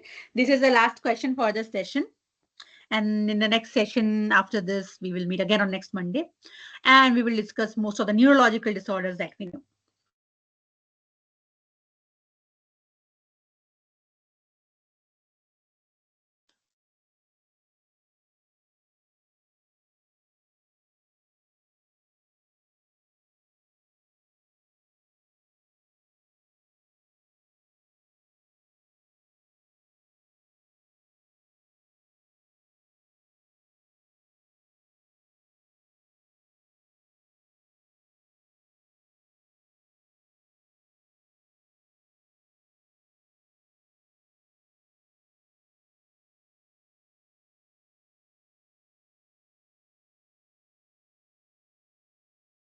There's a mistake here. I think it should be LTD, but okay, fine.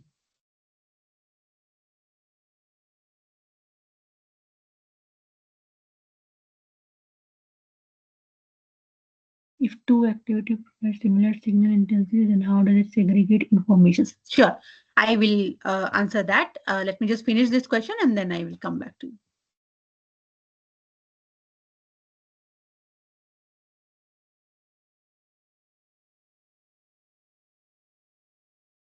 Yeah, anyone else wants to attempt?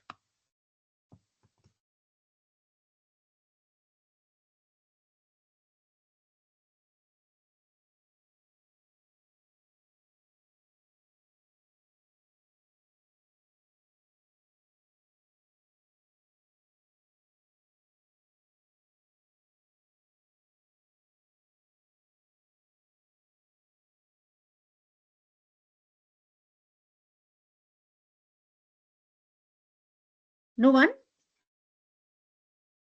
1 more minute and then we will wrap this part up and then I'll answer your question as well.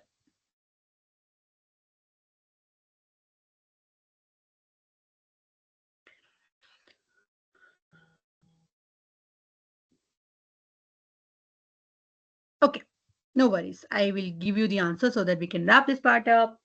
Right. So Hebbian learning is neurons that fire together, wire together. LTP mechanism is insertion of AMP receptors. LTP is induction.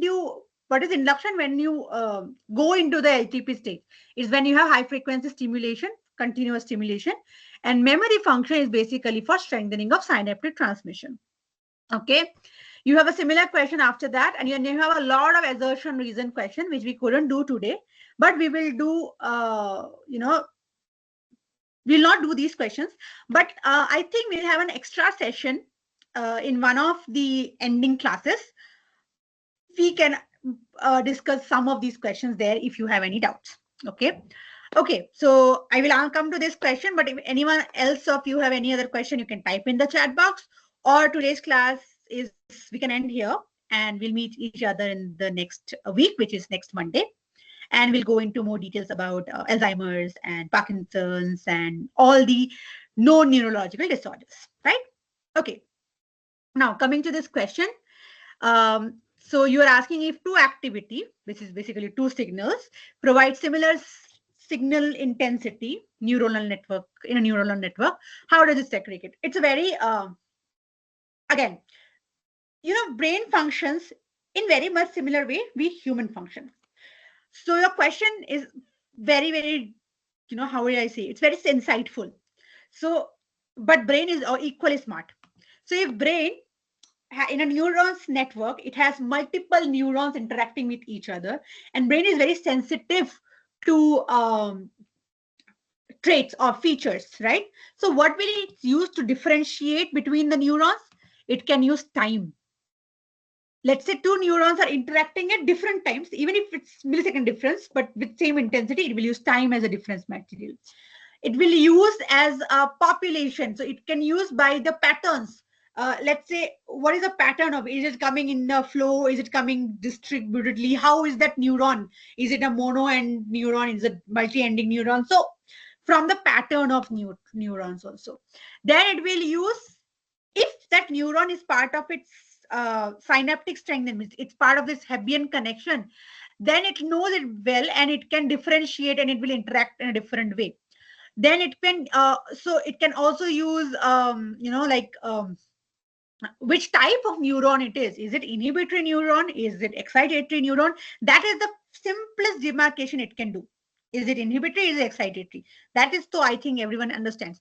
The other parameters are location. Where is it located? Is it coming from very far? In the sense, is it located in a particular manner? How it is behaving? How quickly it is giving the transmission?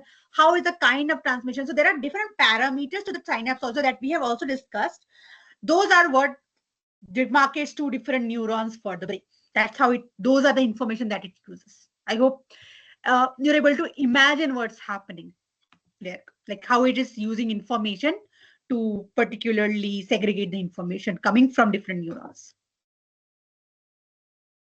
Did I make somewhat sense? I mean, when I said human, it's basically in a class of chatterbox people. If you have 5 people at the same time talking to you and giving you 1,000 information, this person did this person did, how will you identify different person?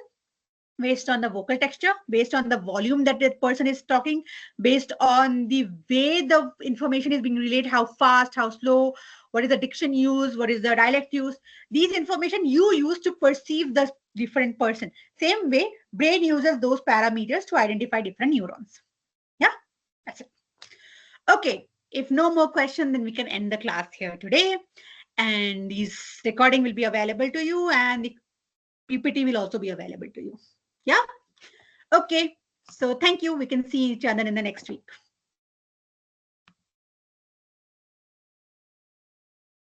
Thank you, ma'am.